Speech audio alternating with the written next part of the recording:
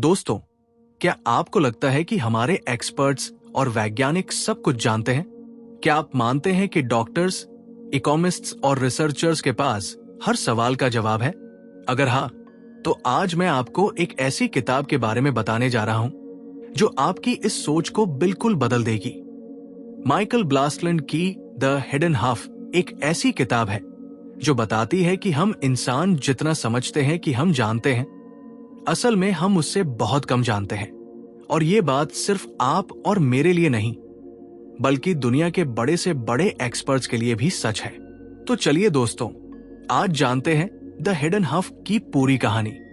ये किताब हमें दिखाती है कि हमारी दुनिया को समझने की कोशिश में हम ये भूल जाते हैं कि ये कितनी अनजान और रहस्यमय है। माइकल ब्लासलैंड एक एक्सपीरियंस्ड जर्नलिस्ट है जिन्होंने इस किताब में बहुत ही इंटरेस्टिंग तरीके से बताया है कि क्यों एक स्मोकर को लंग कैंसर हो जाता है जबकि दूसरा 100 साल तक जी जाता है।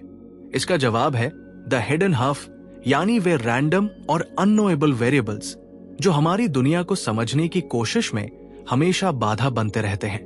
दोस्तों, ये किताब एक बहुत ही फंडामेंटल सवाल उठाती है।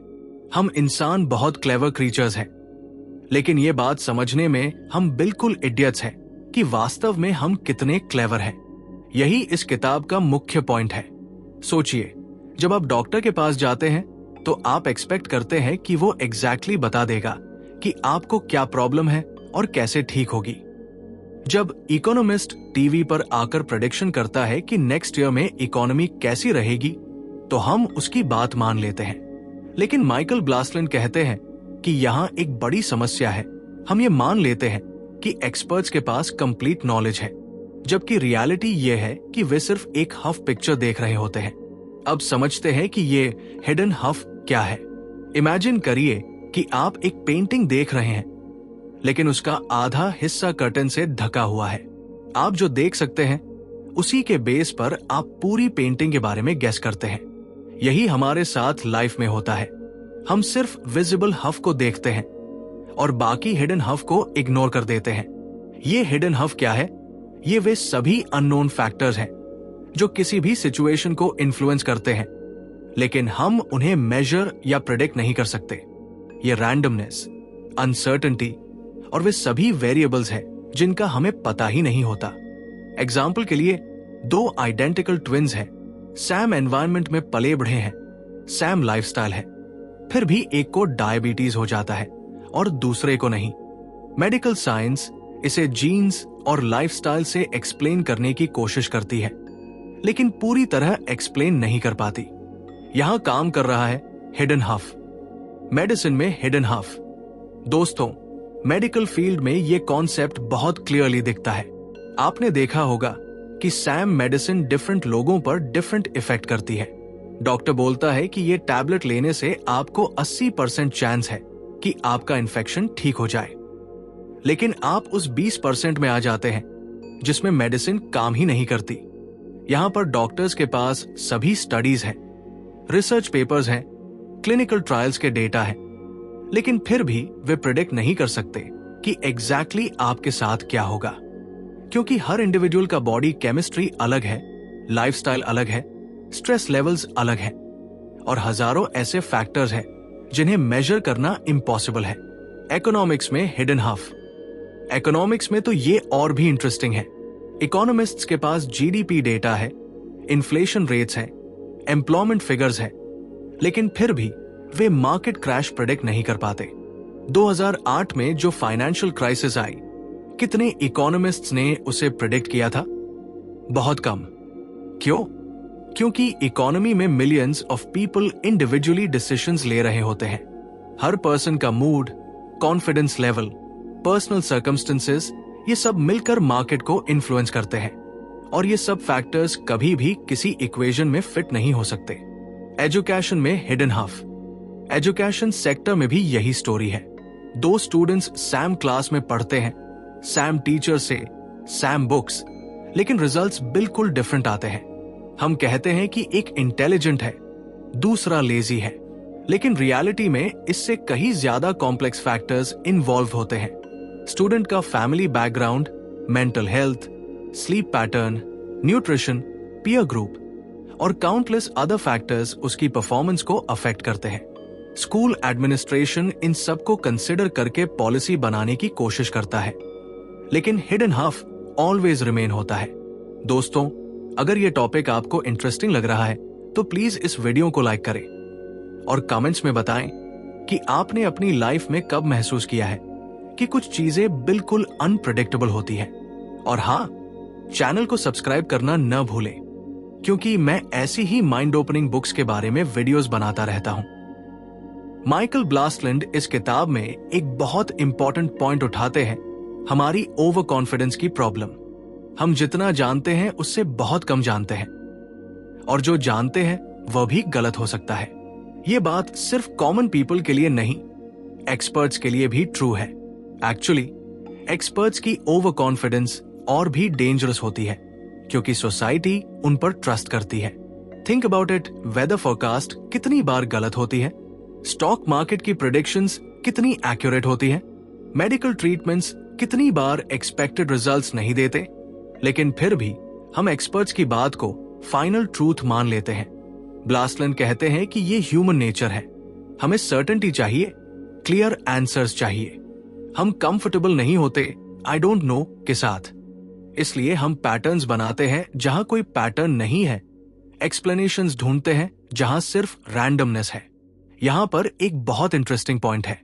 साइंस और रिसर्च के बारे में हमारी परसेप्शन ये है कि वे ऑब्जेक्टिव ट्रूथ रिवील करते हैं, लेकिन ब्लासलैंड दिखाते हैं कि साइंटिफिक स्टडीज भी हिडन हफ से अफेक्टेड होती है। रिसर्च स्टडीज में सैंपल साइज लिमिटेड होता है, कंट्रोल्ड एनवायरनमेंट होता है, स्पेसिफिक टाइम पीरियड होता है, लेकिन रियल वर्ल्ड में कंडीशंस कंप्लीटली डिफरेंट होती है। जो रिजल्ट्स लैबोरेटरी में आते हैं वे फील्ड में रेप्लिकेट नहीं होते। प्लस रिसर्च में बायस भी होता है। रिसर्चर्स अनकॉन्शियसली उन रिजल्ट्स को प्रेफर करते हैं जो उनकी हाइपोथेसिस को सपोर्ट करते हैं। पब्लिकेशन में भी बायस होता है। इंटरेस्टिंग और पॉजिटिव रिजल्ट्स पब्लिश होते हैं, नेगेटिव या इनकंक्लूसिव रिजल्ट्स नहीं। ये मतलब नहीं कि साइंस वर्थलेस है।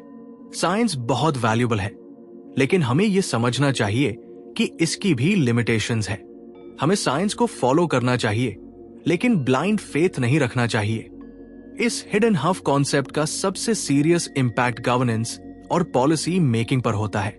गवर्नमेंट्स पॉलिसी बनाती है बेस्ड ऑन अवेलेबल डेटा और एक्सपर्ट ओपिनियंस, लेकिन जब वे पॉलिसीज इंप्लीमेंट होती हैं तो रिजल्ट्स एक्सपेक्टेड नहीं आते।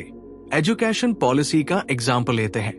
गवर्नमेंट रिसर्च करती है, एक्सपर्ट्स की एडवाइस लेती है, large scale education reforms launch करती है, लेकिन स्टूडेंट्स के रिजल्ट्स में इंप्रूवमेंट नहीं आता या अनएक्सपेक्टेड साइड इफेक्ट्स आते हैं।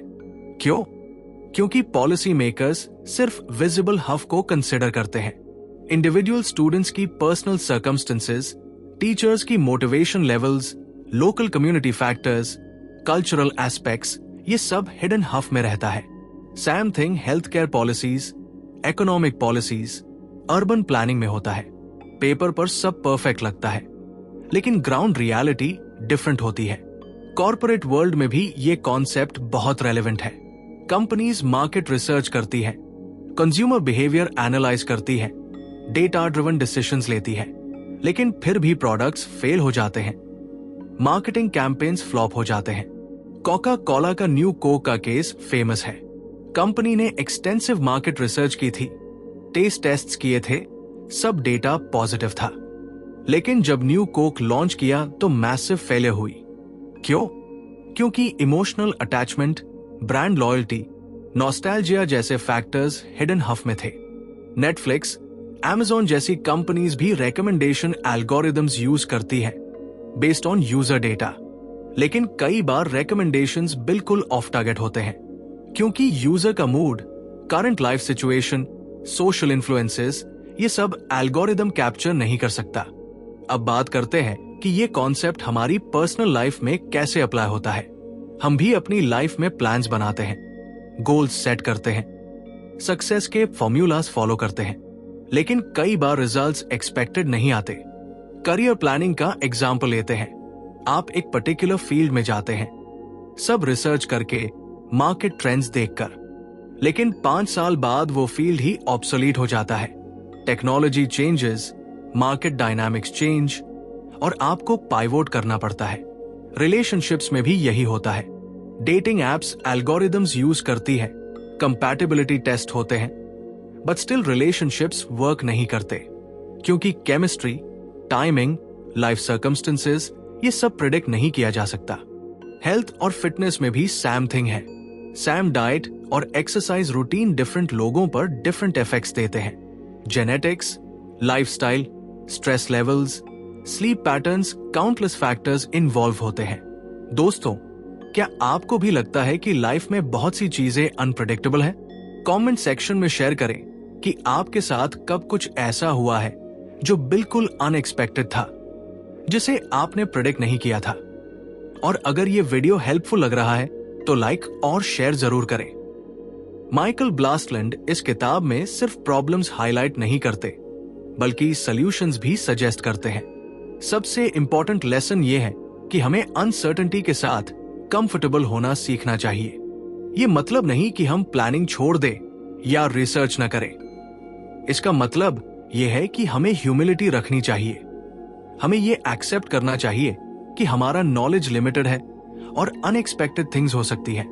एक्सपर्ट ओपिनियंस को रिस्पेक्ट करना चाहिए, लेकिन ब्लाइंडली फॉलो नहीं करना चाहिए। मल्टीपल पर्सपेक्टिव्स लेने चाहिए, सेकंड ओपिनियंस लेने चाहिए और सबसे इंपॉर्टेंट फ्लेक्सिबल रहना चाहिए। डिसीजन मेकिंग में भी ये अप्रोच हेल्पफुल है। Instead of looking for perfect solution, we should look for robust solutions, यानी ऐसे सोल्यूशंस जो डिफरेंट सिनारियोज में वर्क कर सके। एक बहुत इंटरेस्टिंग कॉन्सेप्ट है साइंटिफिक ह्यूमिलिटी।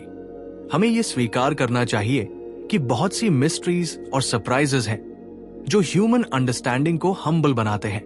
इसका मतलब ये नहीं कि हम प्रोग्रेस करना बंद कर दें। इसका मतलब यह है कि हम रियलिस्टिक एक्सपेक्टेशंस रखें।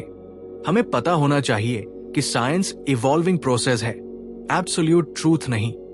हिस्ट्री में भी ये पैटर्न देखा है। सेंचुरीज तक लोगों को लगता था कि अर्थ फ्लैट है। डॉक्टर्स को लगता था कि ब्लड लेटिंग से डिजीजेस क्योर हो जाते हैं। इकोनॉमिक्स में भी थियोरीज चेंज होते रहते हैं। ये नेचुरल प्रोग्रेशन है। करंट साइंटिफिक नॉलेज भी फ्यूचर में चेंज हो सकती है, इसलिए हमें डॉगमैटिक नहीं होना चाहिए। आज के डिजिटल एज में ये कॉन्सेप्ट और भी इंपॉर्टेंट हो गया है।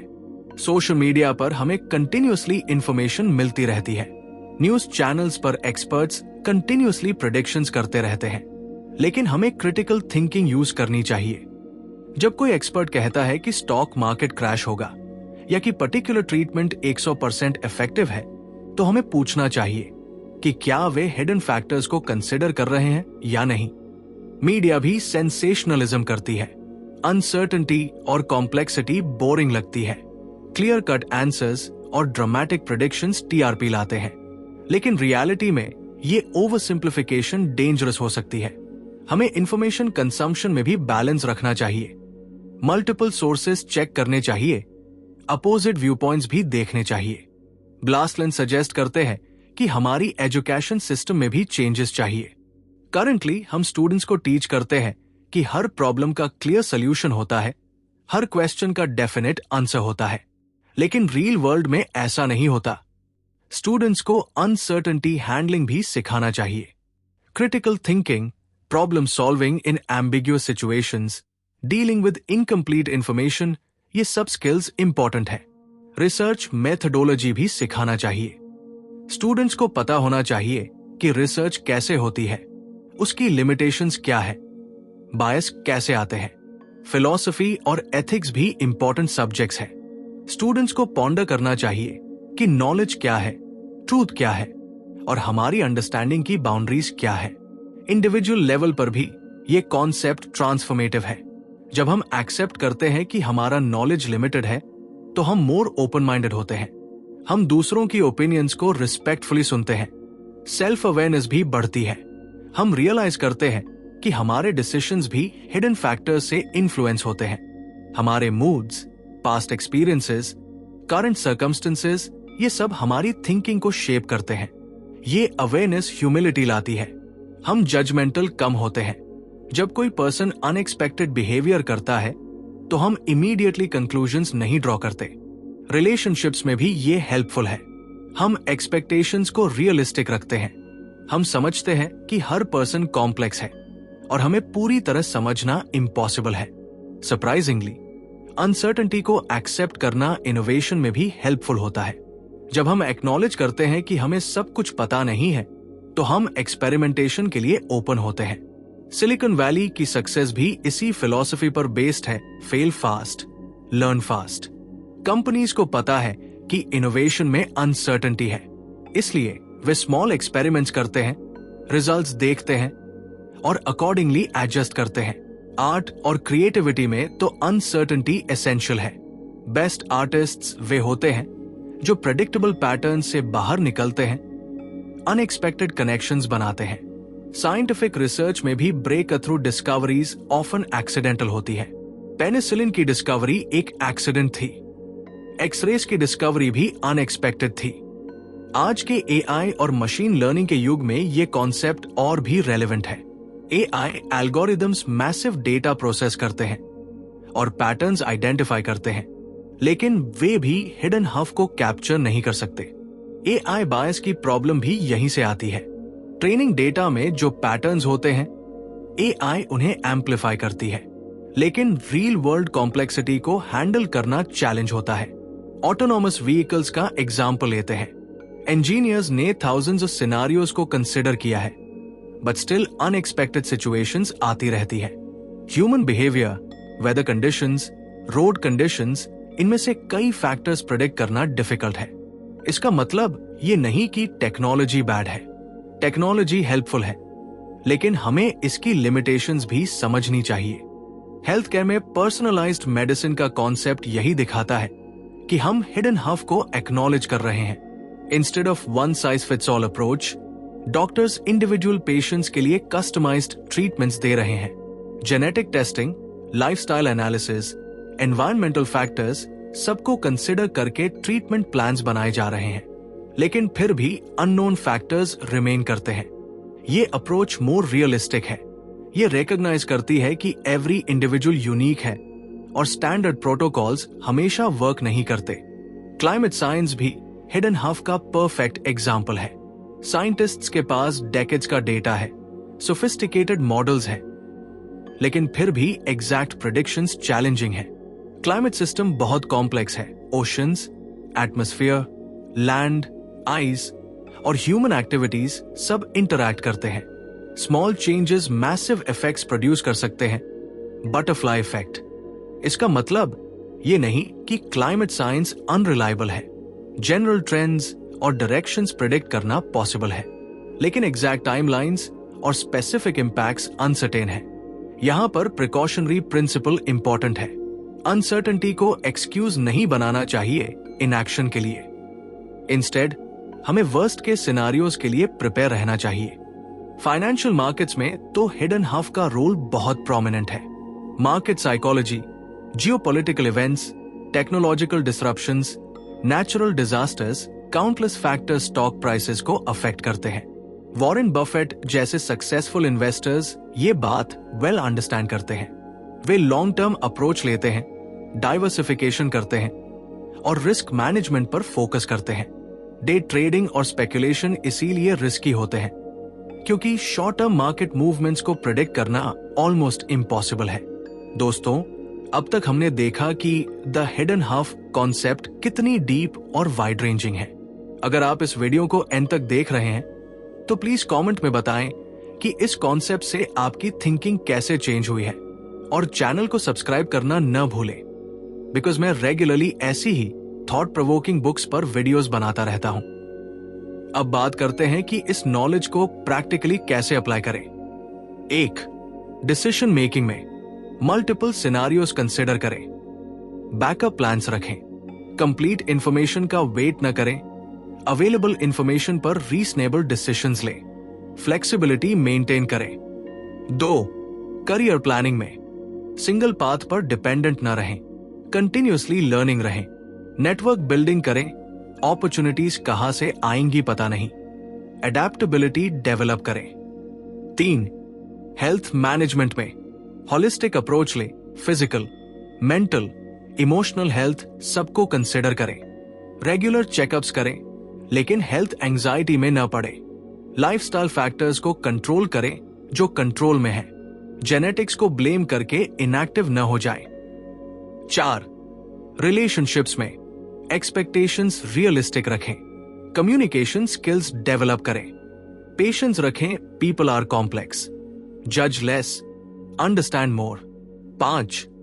फाइनेंशियल प्लानिंग में डाइवर्सिफिकेशन करें। इमरजेंसी फंड्स रखें। लॉन्ग टर्म थिंकिंग करें। मार्केट टाइमिंग की कोशिश ना करें। ये हिडन हफ कॉन्सेप्ट सोसाइटी के लेवल पर भी इंपॉर्टेंट है। डेमोक्रेटिक सोसाइटीज में पब्लिक डिबेट और डिसीजन मेकिंग में ये अंडरस्टैंडिंग हेल्पफुल होती है। पॉलिटिकल पोलराइजेशन भी इसी लैक ऑफ अंडरस्टैंडिंग से आती है। पीपल अस्यूम करते हैं कि कॉम्प्लेक्स सोशल इश्यूज के सिंपल सॉल्यूशंस हैं, लेकिन रियलिटी में सोशल सिस्टम्स बहुत कॉम्प्लेक्स होते हैं। Immigration, education policy, health care reform जैसे इश्यूज में भी हिडन फैक्टर्स होते हैं। Single factor explanations rarely sufficient होते हैं। मीडिया लिटरेसी भी इंपॉर्टेंट हो जाती है। हमें क्रिटिकल थिंकिंग स्किल्स डेवलप करनी चाहिए। स्टैटिस्टिक्स को प्रॉपर्ली इंटरप्रेट करना सीखना चाहिए। लीडरशिप में भी ये कॉन्सेप्ट वैल्यूएबल है। गुड लीडर समझते हैं कि they don't have all the answers. Way team members से इनपुट लेते हैं, डाइवर्स पर्सपेक्टिव्स एनकरेज करते हैं। मैनेजमेंट स्टाइल भी अडेप्ट करनी पड़ती है। माइक्रो मैनेजमेंट इफेक्टिव नहीं होता क्योंकि लीडर हर डिटेल को प्रेडिक्ट नहीं कर सकता। क्राइसिस मैनेजमेंट में तो ये अंडरस्टैंडिंग क्रिटिकल है। लीडर्स को इनकम्प्लीट इंफॉर्मेशन पर डिसीजंस लेने पड़ते हैं। फ्लेक्सिबिलिटी और अडेप्टेबिलिटी की स्किल्स है। माइकल ब्लासलैंड की द हिडन हफ सिर्फ एक इंफॉर्मेटिव बुक नहीं है, ये एक फिलोसॉफिकल जर्नी है। ये हमें हम्बल बनाती है, क्यूरियस बनाती है और लाइफ के मिस्ट्रीज को अप्रिशिएट करना सिखाती है। ये बुक हमें बताती है कि सर्टेनिटी एक इल्यूजन है, लेकिन ये स्कैरी नहीं है, ये लिबरेटिंग है। जब हम प्रेशर रिमूव कर देते हैं कि हमें सब कुछ कंट्रोल करना है, तो हम मोर पीसफुल हो जाते हैं। ये एक्सेप्टेंस हमें मोर कंपैशनेट भी बनाती है। जब हम रियलाइज करते हैं कि हमारी ओन लिमिटेशंस हैं, तो हम दूसरों के मिस्टेक्स को भी फॉरगिव कर पाते हैं। वंडर और क्यूरियोसिटी भी बढ़ती है। इंस्टेड ऑफ अज्यूमिंग कि हम सब जानते हैं, हम क्वेश्चनिंग करते रहते हैं, एक्सप्लोरिंग करते रहते हैं। तो दोस्तों, आज हमने माइकल ब्लासलैंड की द हिडन हफ से बहुत कुछ सीखा। आइए समराइज करते हैं इस किताब की मुख्य सीख। पहली सीख, हमारा नॉलेज लिमिटेड है और ये बात एक्सपर्ट्स के लिए भी ट्रू है। एक्सपर्ट्स जितना सोचते हैं उससे बहुत कम जानते हैं। दूसरी सीख, रैंडम और अननोएबल वेरिएबल्स हमेशा एग्जिस्ट करते हैं जो हमारे अटेम्प्ट्स को कॉम्प्रिहेंड करने में बाधा बनते हैं। तीसरी सीख, अनसर्टेनिटी स्कैरी नहीं है, ये नेचुरल है।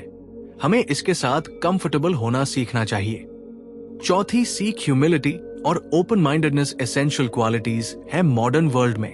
अगर आपको ये वीडियो वैल्यूएबल लगा है तो प्लीज लाइक बटन दबाएं और इस कंटेंट को सपोर्ट करें। कमेंट्स में शेयर कर। अगर आपको ये वीडियो वैल्यूएबल लगा है तो प्लीज लाइक बटन दबाएं और इस कंटेंट को सपोर्ट करें। कमेंट्स में शेयर करें कि आपकी लाइफ में कब आपको लगा कि कुछ चीजें बिल्कुल अनप्रेडिक्टेबल है। इस वीडियो को अपने दोस्तों के साथ शेयर करें जो भी लाइफ की कॉम्प्लेक्सिटी को समझना चाहते हैं। चैनल को सब्सक्राइब करें और बेल आइकन दबाएं ताकि आपको फ्यूचर वीडियोस की नोटिफिकेशन मिलती रहे।